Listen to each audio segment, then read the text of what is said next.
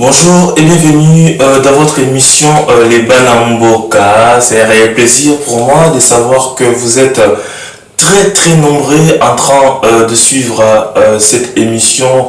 Vous êtes à Kinshasa, vous êtes en France, aux États-Unis, au Canada, partout dans le monde. Merci pour votre fidélité. Émission, bienvenue encore une fois dans l'émission Le Banamboka, une émission qui a pour objectif, comme vous le savez désormais, de faire parler et de valoriser les compétences congolaises d'Europe et particulièrement celles de France. Aujourd'hui, nous parlerons d'un sujet un peu particulier parce que moi j'ai l'habitude de dire le pétrole du 21e siècle. Hein, vous allez comprendre pourquoi je dis que c'est un sujet que moi j'appelle le pétrole du 21e siècle. Mais avant d'en savoir un peu plus, sur ces sujets particuliers, je vous laisse d'abord découvrir le portrait de notre invité. C'est un ingénieur congolais vivant à Paris qui ne cesse de faire la fierté de notre cher beau pays, la République démocratique du Congo. La première partie, qui sera une partie spécialement consacrée à son parcours, à ses motivations, de pourquoi il a fait ses choix, ou il a fait différents choix pour en arriver aujourd'hui là où il est. On se retrouve tout juste après pour la suite de l'émission Les Banamboka. À toutes. Bonjour et bienvenue sur l'émission Paris 16 TV. On est heureux de vous recevoir aujourd'hui parmi nous. Pouvez-vous vous présenter un petit peu et parler un petit peu sur votre projet d'études et votre projet professionnel? Donc, moi je m'appelle Joël Ilunga Katumba. Je suis congolais, né à Kinshasa, un certain 8 avril. Et sur mon parcours étudiant, je vais dire comme ça, j'ai d'abord commencé mes études à Kinshasa, avant de venir à Paris. En tout cas, j'ai fait le parcours maths physique au lycée. Et après avoir eu mon bac, je suis allé 1 an et demi à la faculté des Polytechniques. Bon, malheureusement, je n'avais pas fini vu qu'on avait des grèves et tout, il y avait eu pas mal de situations un peu compliquées. Et entre-temps, je faisais mes démarches pour venir ici en France. Donc vous avez fait un visa d'études Un visa d'études en France, oui. Okay. Donc j'ai quitté Kinshasa pour la France, c'était en fin 2009. Je suis venu carrément ici en novembre 2009. J'avais raté le premier semestre de la fac. Et j'ai fait le deuxième semestre, j'ai réussi. Donc, et dès là, j'ai continué jusqu'à finir en 2017. Pratiquement, on finit en 2017. Et entre-temps, j'avais déjà commencé à faire un stage, parce que j'ai commencé mon stage en 2016. Donc 2015, fin 2015. Donc j'ai commencé un stage et puis une alternance. Donc pour pouvoir carrément déboucher sur un CDI juste après, quoi, à la fin de mes études carrément. Et vous avez eu des difficultés pendant vos études, ça veut dire à vous adapter Ouais, déjà le climat. Okay. Je suis venu dans un pays où il fait froid, je n'étais pas habitué. Deuxièmement, c'était la façon de faire les choses, le style d'études, c'est différent en tout cas. Et aussi, disons, la culture et les gens. Plus les gens, parce que la culture française, disons, on l'a un peu depuis Kinshasa, des fois, on n'est pas vraiment perdu quand on vient là. Mais surtout les gens que je connaissais pas, et je me retrouvais dans un milieu, surtout moi en fait, j'ai eu le malheur de me retrouver seul dans une ville qui s'appelle Nice, et c'est là où j'ai rencontré un ami à moi qui s'appelle Joël aussi, Joël Wanza, que je salue d'ailleurs, et il est venu bien après moi, à Nice, et c'est là où je l'ai rencontré, mais au début j'étais pratiquement seul en fait, donc c'est faire des amis, c'est créer une famille, c'est créer un cercle d'amis, ça a été quand même un vrai combat, un réel combat pour moi.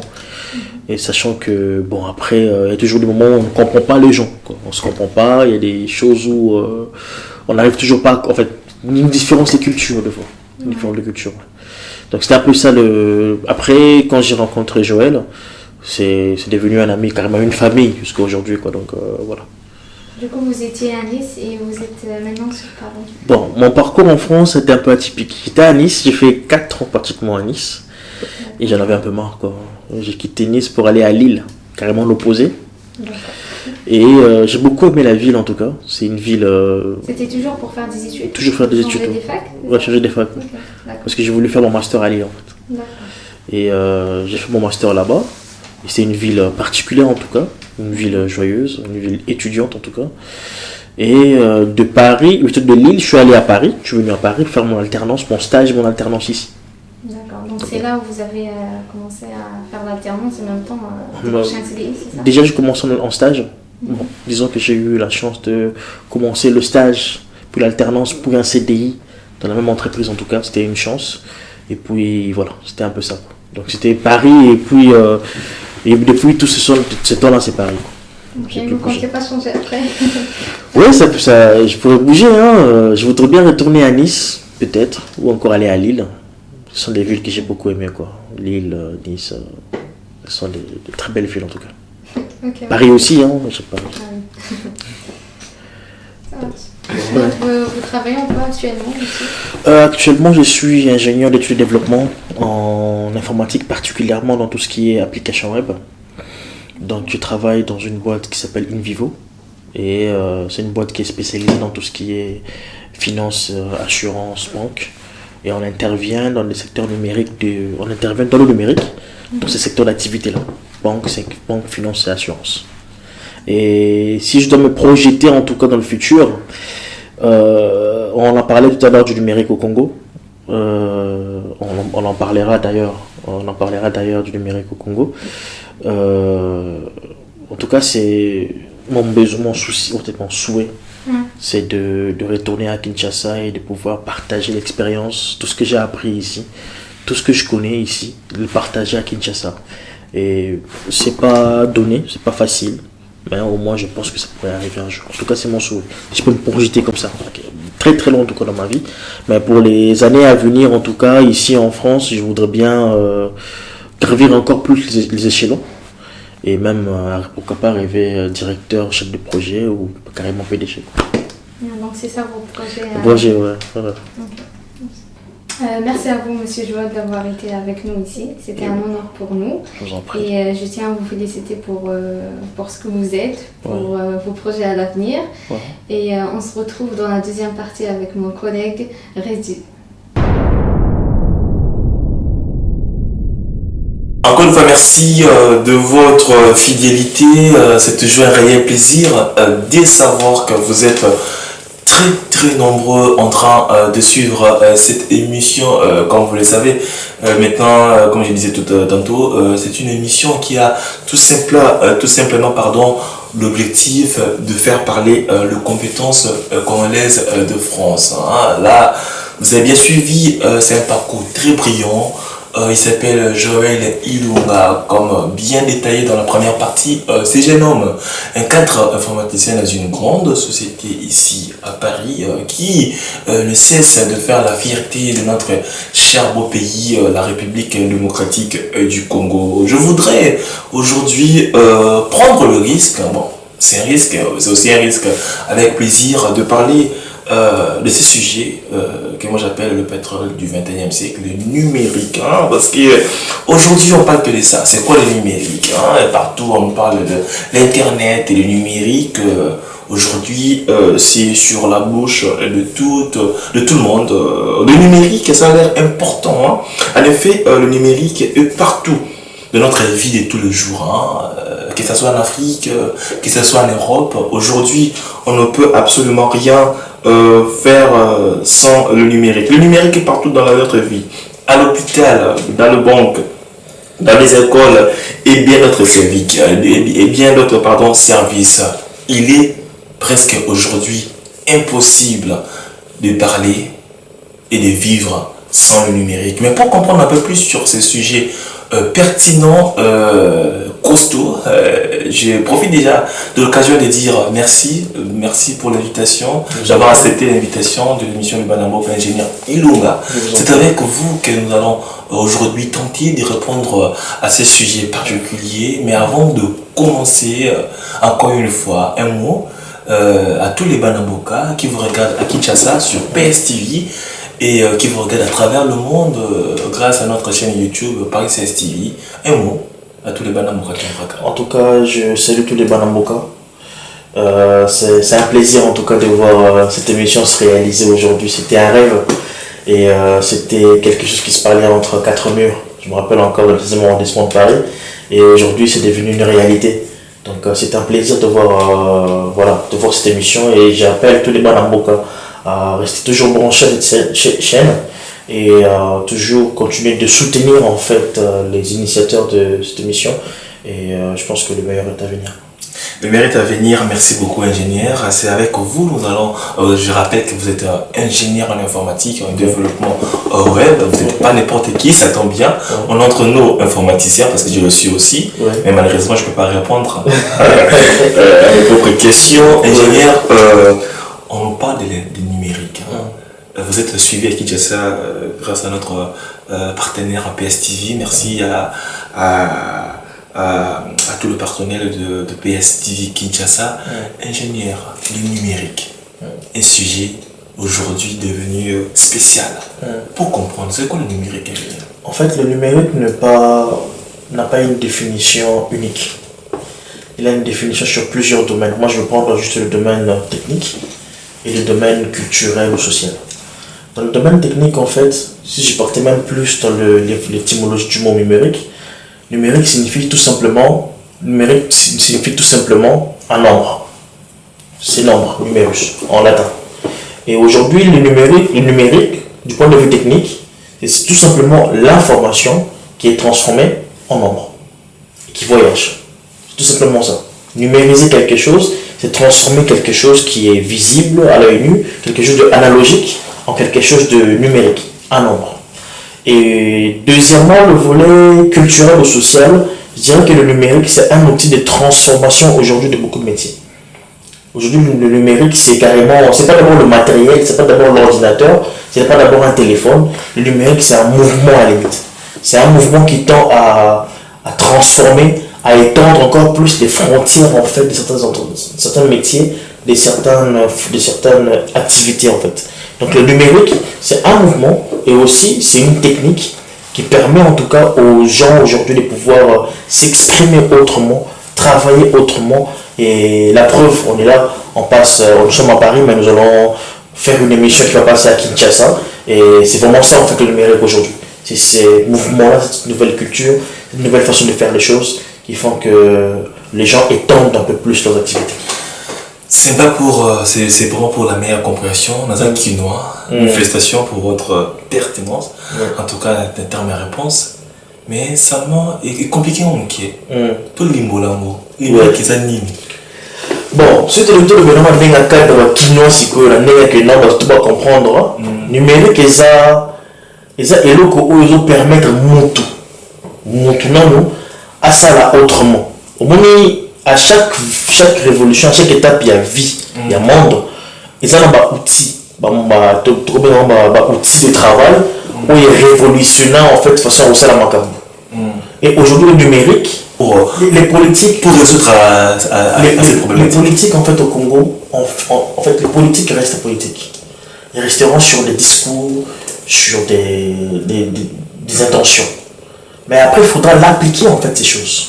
Mais qui les applique? Qui aujourd'hui, qui peut dans le domaine, dans la sphère congolaise, apporter un changement? C'est la diaspora, parce que nous sommes en contact en fait avec cette culture. Nous sommes en contact avec cette façon de faire les choses. Quand je dis une diaspora consciente, c'est des gens comme toi et moi qui peuvent, avec des moyens de bord, transformer la manière de faire en sorte que la maman qui vend du pain au coin de l'avenue puisse avoir une conscience que je peux gérer mon affaire via le numérique. Ça, c'est la maman au coin de l'avenue a forcément un iPhone 12 en main. Mais la culture du numérique, elle n'a pas. Parce que son téléphone, c'est limite à voir peut-être YouTube ou à téléphoner. Mais si on disait que non, regarde ton téléphone, tu peux carrément transformer ta manière de recevoir de l'argent. On peut transformer notre manière de paiement. Donc en quelque sorte, le problème, c'est plutôt la communication et de comment le gouvernement peut sensibiliser la population congolaise sur ça. Moi, je pense que le gouvernement, le gouvernement peut sensibiliser, on peut toujours mettre du moyen, on peut toujours demander au gouvernement de sensibiliser les gens. Mais moi, je pense que la plus grosse impact pour changer les choses au Congo, du point de vue numérique, viendront en tout cas d'une diaspora consciente. Mais est-ce que cette diaspora a la possibilité d'installer des infrastructures numériques? Parce que vous savez qu'au pays, la diaspora peut faire de son mieux pour envoyer des messages, faire des émissions, mais si en République démocratique du Congo, il n'y a pas des infrastructures numériques capables de permettre à cette population de se prendre en charge, et qu'est-ce que nous on peut bien faire? En fait, aujourd'hui à Kinshasa par exemple, au Congo, on a été connecté à la fibre optique. En fait. On utilise la fibre optique actuellement, même si c'est timide. Qu'est-ce que la diaspora pourrait faire concrètement? En fait, tous ces grands pays que nous voyons aujourd'hui, la Chine, les États-Unis, l'URSS, tous ces gens-là, ne sont pas développés par les politiciens d'abord. Vous savez, ils se sont développés par une diaspora en fait consciente qui a pris les choses en main. C'est-à-dire qu'aujourd'hui, moi et toi, on a le moyen d'accéder à un certain... Peut-être pas nous, il y a beaucoup de Congolais, en tout cas je le sais, je crois, qu'il y a des Congolais qui sont capables d'accéder à certaines sphères politiques ici en France, certaines sphères politiques d'influence en France, et pouvoir influencer le Congo. Parce que le numérique, c'est question de sensibilisation des cultures. Et à Kinshasa, on le sait bien, que mon apôtre a un impact, on le sait. On a eu beaucoup d'impact sur le plan musical et habillement. Pourquoi pas aussi amener la même façon de faire des choses sur du côté numérique? Ça veut dire que tu descends à Kinshasa, tu crées une activité, même minime, mais tu appliques un modèle que les personnes te disent ah, je m'en tu fais une activité, tu demandes de paiement par exemple via M-Pesa. Tu ne vends rien si personne ne paye via M-Pesa. Les gens vont dire ah, comment est-ce que toi j'ai changé. Ma faillite. Justement, comme disait notre grand voisin, parce qu'il s'adapter à la population, c'est quand même un risque. Justement, l'évolution, en fait, les changements, la révolution, c'est un risque. D'autant que la révolution française, non, les gens ne savaient pas de fois où ils allaient. Ils ont pris un risque, en fait. Il faut que nous puissions mettre dans notre réflexion le mot risque. C'est vrai, on peut perdre. On peut perdre, oui, mais c'est une expérience. Il n'y a personne qui a réussi dans ces mondes. Nous aussi, même dans nos petits parcours des études, on a connu nos échecs, on a connu le moment où on est tombé, mais on n'a pas lâché.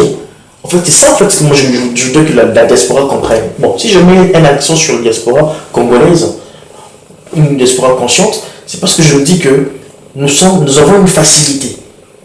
Et en même temps, nous avons développé en fait des réflexes. Même quand tu es à Kinshasa, tu développes un réflexe numérique.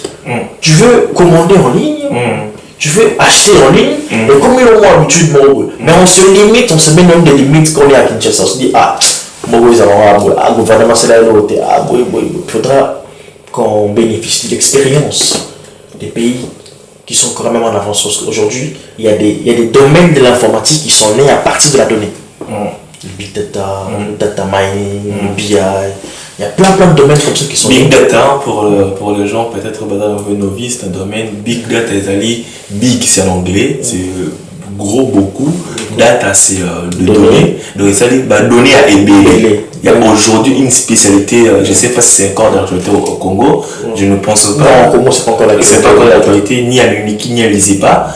Il y a une spécialité aujourd'hui en France qui se nomme Big Data. Même dans le monde déjà. Même dans le monde aujourd'hui, ça s'appelle Big Data, qui a simplement pour objectif de traiter les données. C'est peut-être des choses aussi que je voudrais bien qu'on discute avec le ministre Monamboka Ebérand, le ministre du numérique, pour essayer de savoir un peu d'élargir, surtout avec le ministre de l'enseignement, des spécialités, parce que nous sommes vraiment en retard sur beaucoup de spécialités en République démocratique du Congo. Et des spécialités comme les Big Data, qui n'est pas encore connu en République démocratique du Congo, des spécialités comme ce que moi je fais, le test informatique. Déjà en France, c'est un sujet un peu nouveau. J'imagine encore en République démocratique du Congo, ça existe presque pas. Et donc, c'est pour revenir à ce que vous disiez tout à l'heure. Donc, il y a des domaines qui sont nés à partir de la donnée. Et nous, à Kinshasa, on est encore à une époque où on n'étudie pas ces domaines-là. Pour nous, les téléphones, c'est limite à l'utilisation et c'est tout. Tu envoies un message et c'est bon. Mais pourtant, il y a des domaines. Et aujourd'hui, pour pouvoir entrer dans ces mondes-là, aujourd'hui à Kinshasa, il faudra de l'expérience, l'échange. Et l'échange, je reviens encore sur une chose. L'échange avec les pays développés sera facilité par sa diaspora, en fait. Vous voyez ce que je veux dire? Donc aujourd'hui, nous, on a premièrement l'expérience. On a deuxièmement le contact avec les choses-là. Tu parles de test, par exemple, de qualité. Tu connais le test. Tu sais, quand tu en parles, quand tu le fais, tu sais de quoi tu parles. Tu vois. Et l'échange devra être fait entre la diaspora qui veut travailler dans le domaine numérique et le Congo. Et je pense que dans ce domaine-là aussi, je fais appel à Intic, s'il peut, dans ce cadre-là aussi, faciliter l'échange. Si ces gens-là, bon, c'est de moi aussi un peu de bonne foi, si ces gens-là estiment qu'à un moment donné ils se limitent, ils peuvent, par humilité, demander l'aide de la diaspora congolaise. Moi je suis sûr que dans ce pays, on a des spécialistes congolais qui sont capables d'apporter des nouveaux concepts avec des nouvelles façons de voir les choses. Son Excellence, Monsieur le Président Antoine Tshisekedi Tshilombo, lui aussi très inquiet par le sujet du numérique, il s'est dit qu'il était temps qu'on puisse faire quelque chose. Comme étant le premier citoyen de la République démocratique du Congo, il a voulu porter son apport très important pour pouvoir répondre d'une manière très efficace et significative à ce qui concerne la problématique du numérique. Oui, grâce à ce qu'il avait lancé comme chantier du numérique en République démocratique du Congo, un discours prometteur, un discours qui donne de zèle, qui nous donne l'espoir que dans les jours à venir, le Congo peut faire partie de ce pays-là où on conjugue le numérique dans le présent. Suivant le discours de son Excellence, président de la République, Antoine Tshisekedi Tshilombo. Président de l'Assemblée nationale, honorable président du Sénat, Excellence, Monsieur le Premier ministre, Messieurs les présidents des assemblées provinciales, Messieurs les gouverneurs de province, Excellences, Mesdames et Messieurs les ambassadeurs et chefs de mission diplomatique, distingués invités, Mesdames et Messieurs, chers compatriotes, c'est un honneur pour moi d'être parmi vous à l'occasion de cette cérémonie d'ouverture de l'atelier de validation du plan national du numérique Horizon 2025. Les technologies de l'information et de la communication font désormais partie de notre quotidien, dont le numérique est la résultante technique des plus avancées. Merci, Son Excellence, Monsieur le Président, nous sommes très fiers de vous. Le Congo a besoin de ces genres de discours, de ces genres d'engagement pour contribuer à l'émergence de notre cher beau pays. Ingénieur Ilunga, avant d'abord d'entrer en détail sur le discours de Son Excellence, le Président de la République, parce que je sais qu'il y a beaucoup de gens qui se posent des questions. Est-ce que c'est une promesse de plus avec Monsieur le Président, c'est ma promesse. Est-ce que ça va encore rater moi ma promesse? Derrière la motivation de Son Excellence, Monsieur le Président, malheureusement, il y a aussi des mauvaises bouches qui commentent un peu négativement les actions, les promesses de Son Excellence, Monsieur le Président Antoine Tshisekedi. Mais avant d'entrer en détail, juste votre lecture, ingénieur. Chantier du numérique en République démocratique du Congo. Qu'en pensez-vous de ce plan national du numérique censé transformer l'ensemble du pays hub numérique sous régional à l'horizon 2025. Et selon vous, ingénieur, juste votre analyse Bon. de prime abord. En tout cas, pour moi, c'est un bon projet. En tout cas, le discours il est parfait. Et deuxièmement, pour moi, il faudra juste que la réalisation suive. Et il y a des signaux à mettre en place.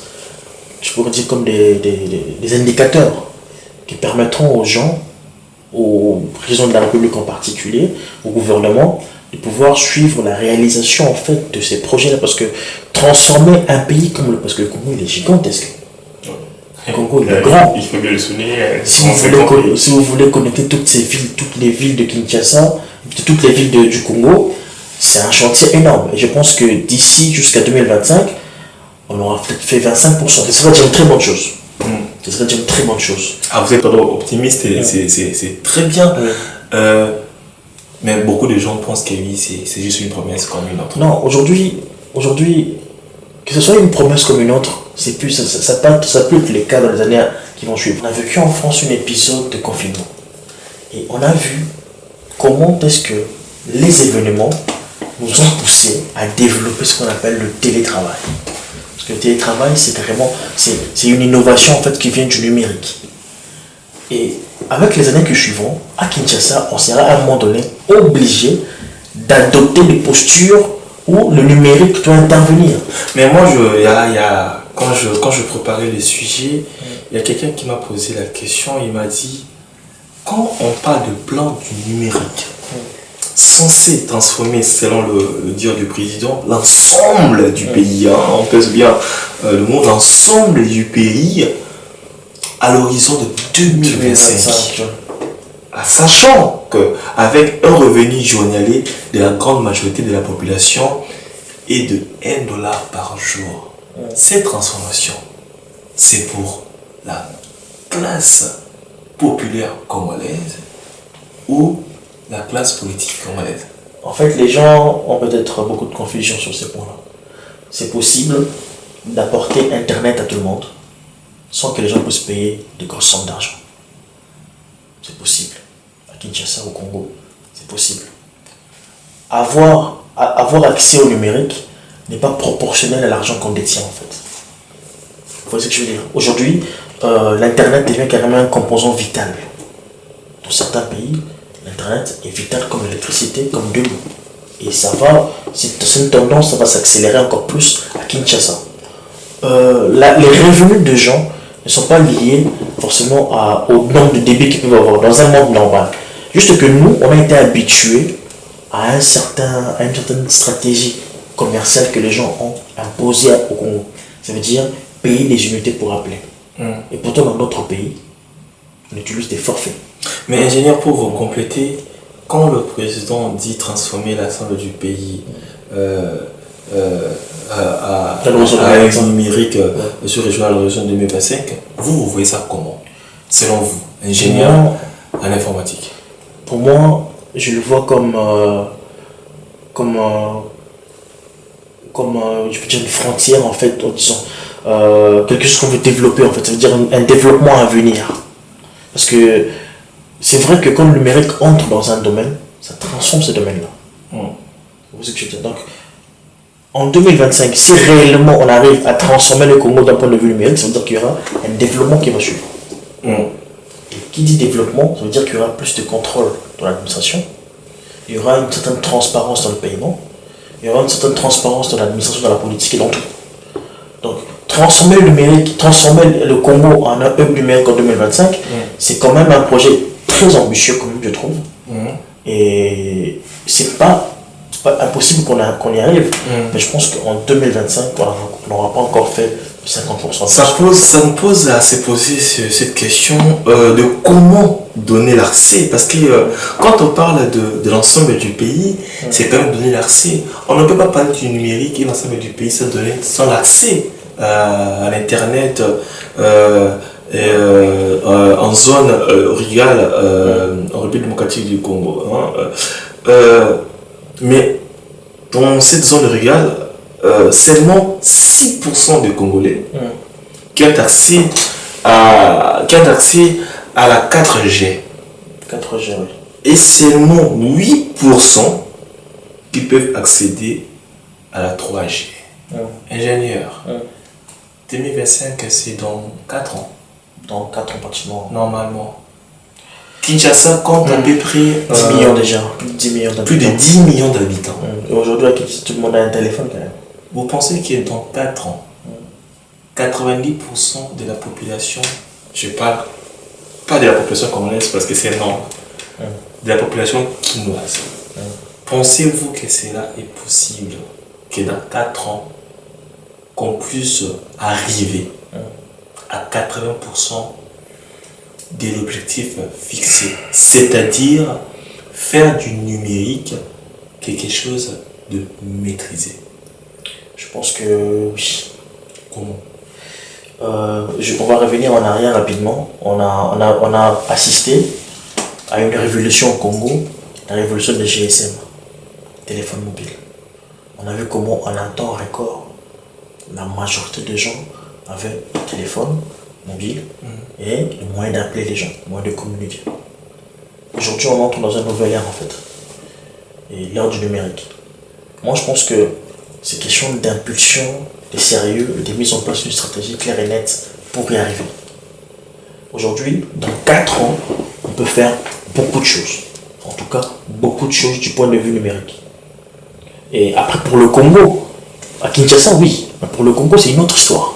Mais à Kinshasa, oui, on peut arriver.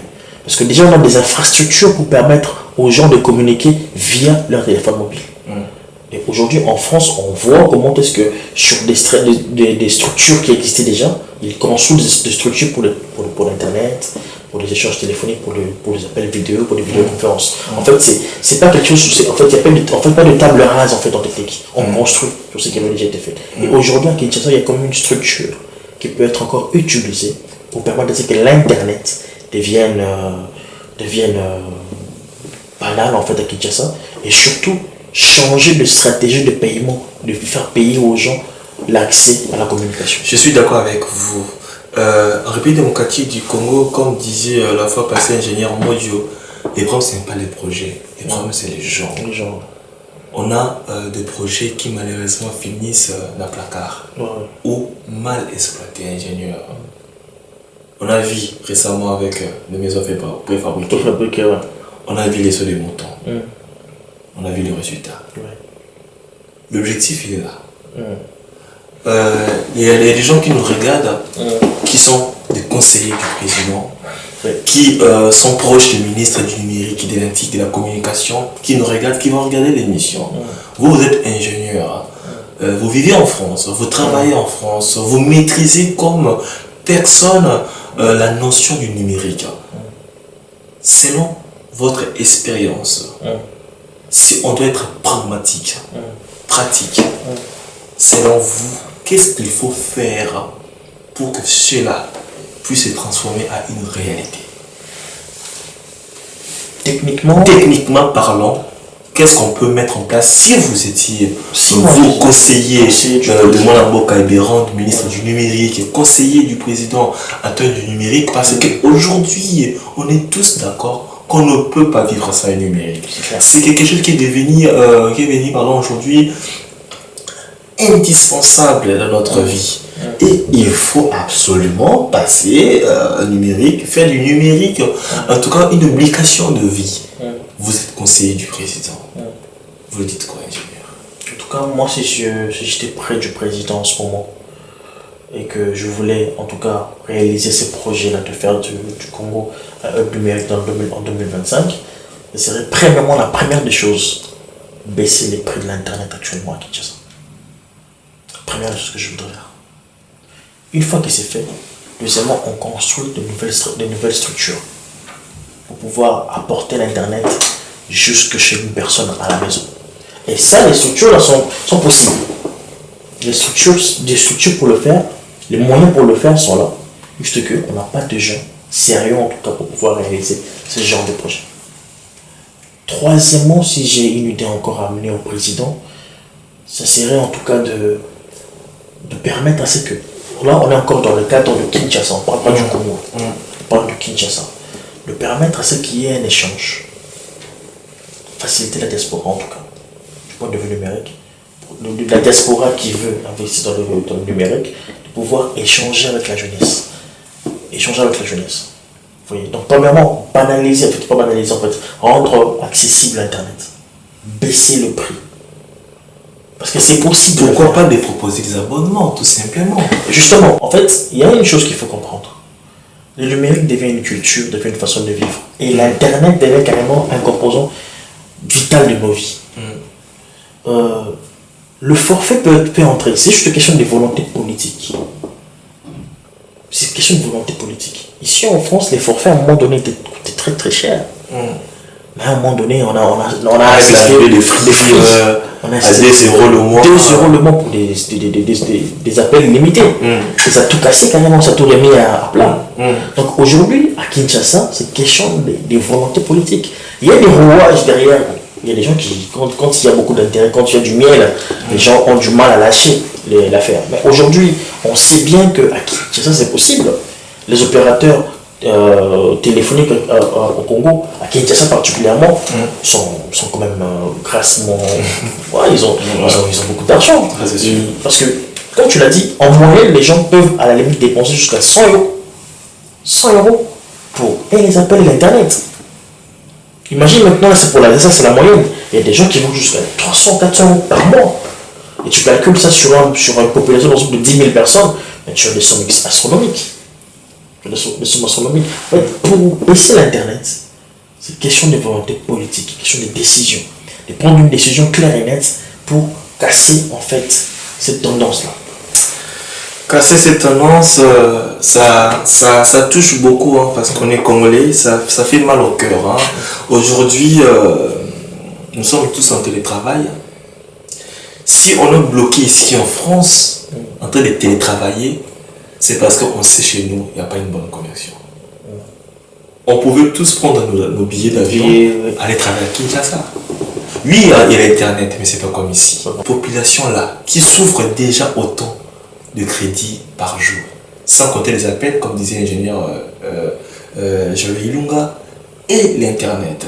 En France, ici, avec Free, vous avez les abonnements à 5 euros, à 10 euros les mois. Vous pouvez appeler, se connecter et envoyer des messages. Moi, un mot qui est Bérande, l'actuel ministre du numérique, vous êtes l'un de ceux qui ont vécu ici en France. Vous connaissez la réalité de ce grand pays qui est la France.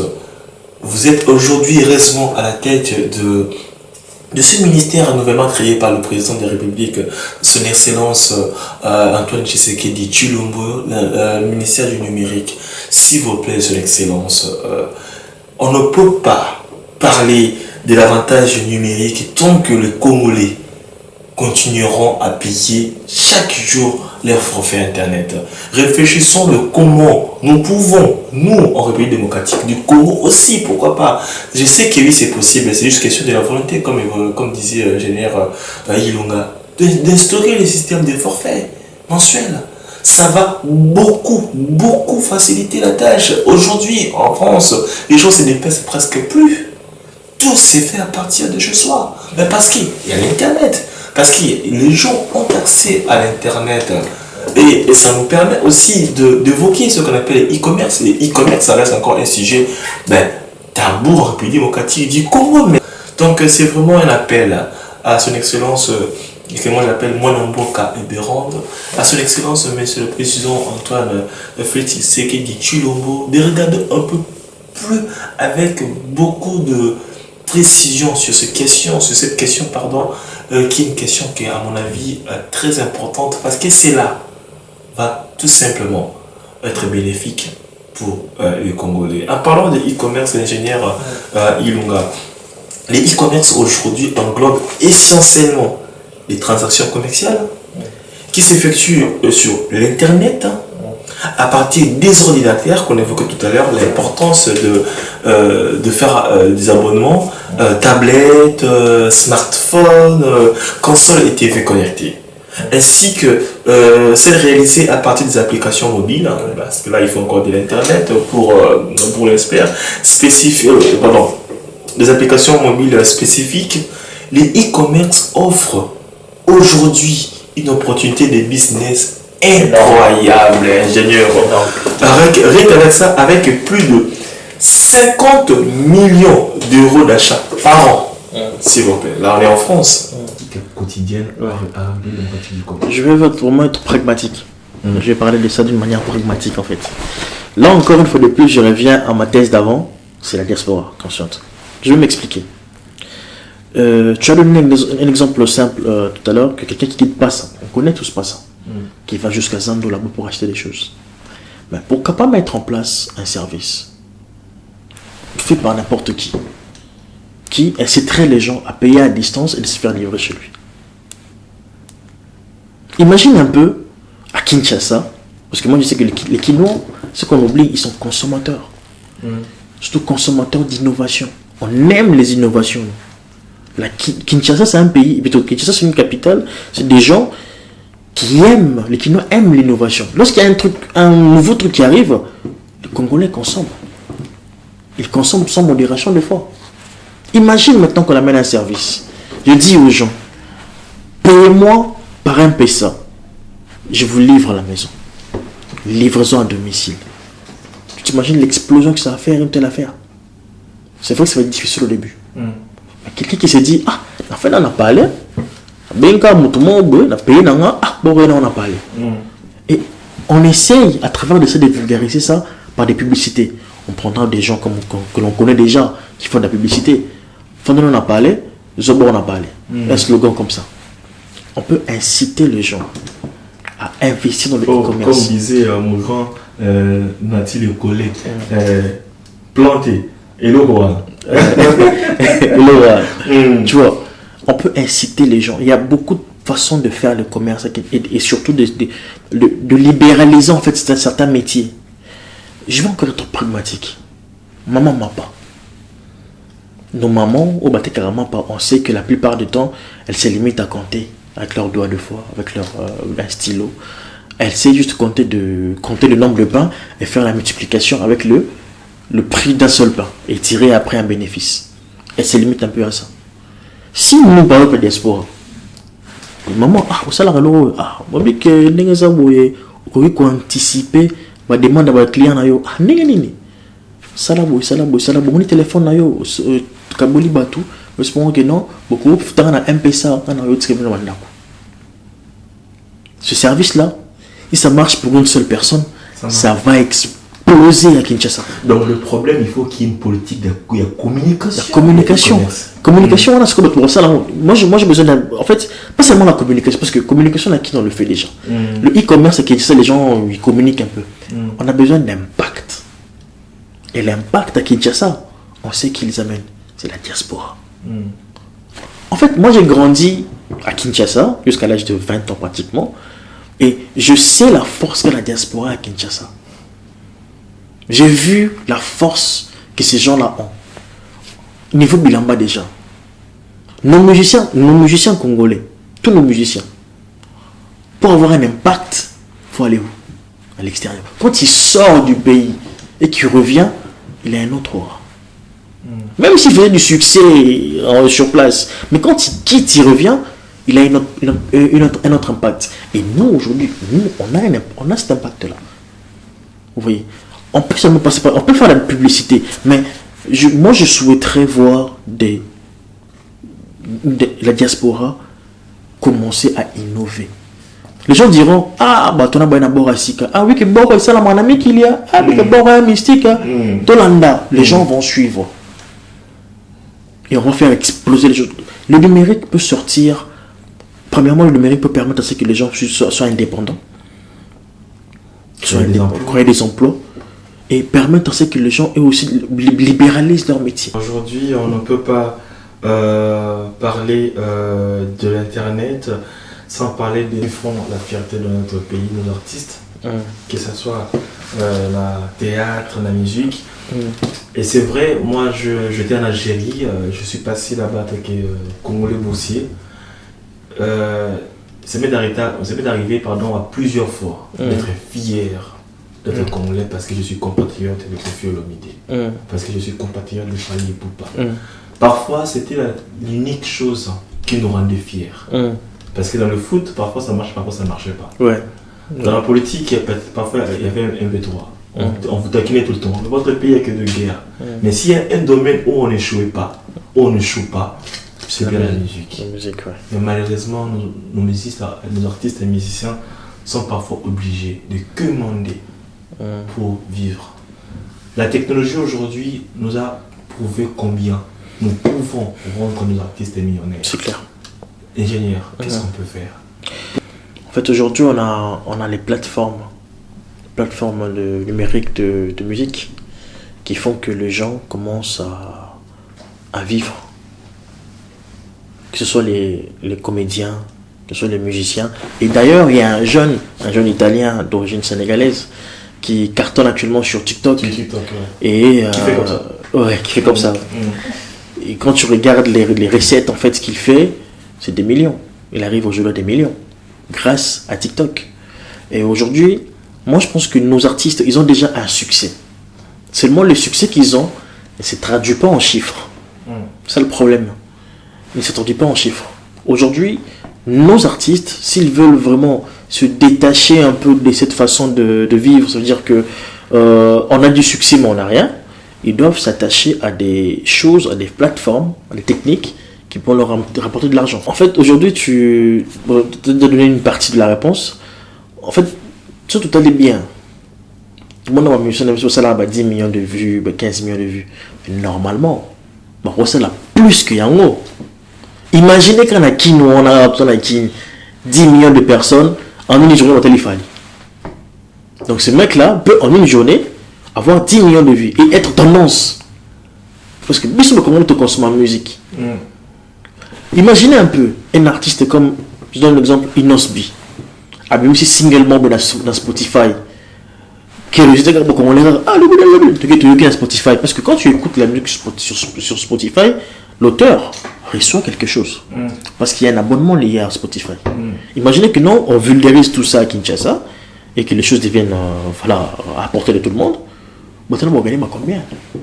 Déjà, tu as un succès là-bas. Imagine quelqu'un comme Wera Son, le roi de la forêt. Il fait un petit truc, même un truc en français, à Betiga. Les gens, Saline, ok, on a YouTube. Imagine à Kinshasa, 10 millions de personnes curieux de voir ce qu'il Wera fait sur YouTube. Explosion. En fait, ce qui nous manque, c'est des infrastructures numériques. Et dans ce sens-là, le gouvernement, oui, peut faire quelque chose, mais je reviens encore à la diaspora. On peut encore faire plus. Aujourd'hui, par exemple, le Fally, ou encore beaucoup de musiciens congolais, sont en train de s'externaliser un peu, aller vers l'extérieur. Et aujourd'hui, sur mon nombre de vues sur YouTube, tu verras que ça navigue entre 50, 10 000, 50, 10 000, 20 000 vues, 20 millions de vues. Mais, se dresser, le public extérieur à Congo, où il y a plus de blancs, plus de gens, mais ils arrivent tant soit peu, heureusement marge mon robot. Maintenant, imagine ce que chez Baron a parlé. Chez Baron, ce qu'on a en Congo, Internet est côté, que fallait Betibor Moroboye, ou Raoul Kofi ou n'importe qui, à Betibor, 80 millions de Congolais curieux de savoir ce qu'il a fait. En une journée, il peut exploser. On a suivi bande organisée en France, avec une bande très organisée de Jules. Aujourd'hui, le truc a fait plus de 300, ils vont vers les 400 millions de vues aujourd'hui. Pourquoi? Parce que déjà les Marseillais connaissent Jules. Ils sont curieux de savoir ce qu'il a fait. C'est déjà toute la population, la majorité de la population marseillaise qui suit Jules. Après tu as les villes à côté. Et puis toute la France. Après tu as maintenant l'extérieur du pays. Tu vois maintenant comment est-ce que ces gens-là peuvent gagner de l'argent? En fait, nos musiciens peuvent être encore plus de millionnaires que ceux qui sont aujourd'hui. Si on met à la disposition de ces musiciens-là des plateformes qui leur permettront en tout cas de pouvoir exceller encore plus. Je suis d'accord avec vous, merci beaucoup. C'est vraiment sur ce quand on est arrivé malheureusement à la fin de cette émission. Le connu il y a bien et à Nasuka, malheureusement. Particulier à nos artistes qui ne cessent en tout cas de faire la fierté de notre cher beau pays, la République démocratique du Congo. Nous sommes de cœur avec vous parce que vous contribuez énormément la bonne image de notre pays à l'extérieur. On a bien ambassadeur dans l'ombre parce que vous contribuez beaucoup la bonne image de notre cher beau pays à l'extérieur du pays. Espérons bien que le numérique ou l'internet sera désormais un sujet en tout cas de tout le monde et ça va vous permettre de vivre en tout cas dignement de vos dons. Je pense aussi à nos artistes côté théâtre, vous avez tellement ébélé que vous faites la fierté du pays. Vous avez le président Lali Essobé, le président Saï Saï, un artiste que j'aime bien aussi, Aïda. Donc vous avez vraiment ébélé et nous croisons les doigts avec cette volonté politique de son excellence, monsieur le président Antoine Félix Tshisekedi Tshilombo. Il y a que ça là que tout le monde a la possibilité internet, téléphone, ça va vous permettre de vivre dignement de votre métier aussi noble. Ingénieur Ilunga, merci beaucoup, c'était un réel plaisir je vous remercie.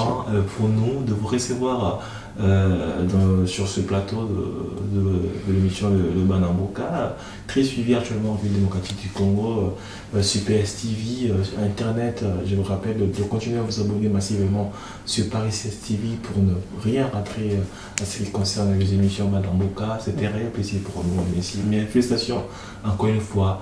Mais on ne peut pas se quitter comme ça avant notre question chérie. Votre son du moment. Le son du moment. Ah, franchement, j'ai pas des. Que ce soit dans la musique profonde ou chrétienne. Ouais, je n'ai pas. En fait, j'ai pas de musique particulière que j'écoute en ce moment. Mais j'ai toujours eu une musique en fait de mon enfance qui me revient souvent. C'est quoi le titre? C'est Charles Mombaya, l'artiste. Et le titre, c'est Je suis la tête dans la queue. Je suis la tête dans la queue. Quand j'étais petit, c'était. Ok. Voilà. Ok, merci beaucoup. Charles Mombaya, père son âme, ce monsieur un grand artiste qui a fait l'honneur de notre pays grâce à ses œuvres que nous portons beaucoup dans nos cœurs, paix à son âme. Monsieur Charles Mombaya. Et ingénieur, vous avez de la famille, des connaissances. On ne peut pas se quitter comme ça. Quelques remerciements à Kinshasa, la famille. Je remercie particulièrement mes parents pour l'éducation déjà et leur soutien. Et aussi, je remercie aussi ma femme, Karine, qui a été un soutien particulier. D'ailleurs, je lui avais dit que j'allais faire une émission et elle m'a passé quelques tips, quelques techniques pour pouvoir parler. Bon, voilà quoi. Et je salue mes petits frères, petites sœurs. Je remercie en tout cas les Banamboka de soutenir en tout cas cette émission. Ça nous permet en tout cas de pouvoir faire encore plus quoi. Et je remercie déjà la diaspora congolaise une certaine diaspora qui fait déjà beaucoup d'efforts pour Kinshasa, pour Congo. Et je remercie déjà en avance ces diasporas qui prendront aussi conscience des enjeux au pays et qui voudront en tout cas investir massivement à Kinshasa.